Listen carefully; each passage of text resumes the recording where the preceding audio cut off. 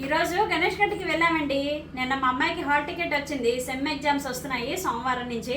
మా అమ్మాయి ప్రిపేర్ అవుతుందన్నమాట. హాల్ టికెట్ తీసుకుని వెళ్ళి వినాయకుడి పాదాల దగ్గర పెట్టి వచ్చాము, దర్శనం చేసుకొని వచ్చాము.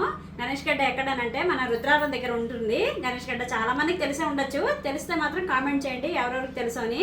అలాగే ఈరోజు మా ఇంట్లో వంటలు అంటే తెలుసా, చూడండి. కమ్మని తోటకూర పప్పు, కందా పచ్చలి కూర, బెండకాయ వేపుడు, చల్లని మీగడ పెరుగు, వేడి వేడి అన్నం. ఇదండి ఈరోజు మా ఇంట్లో వంటలు. వీకెండ్ స్పెషల్ మీరు ఏం చేసుకున్నారు? మా ఇంట్లో అయితే స్పెషల్స్ ఇవి. అలాగే మా వారు చిన్న బంగాళదుంపలు వచ్చాయని తీసుకొచ్చారండి. బేబీ పొటాటో కాదు ఇది.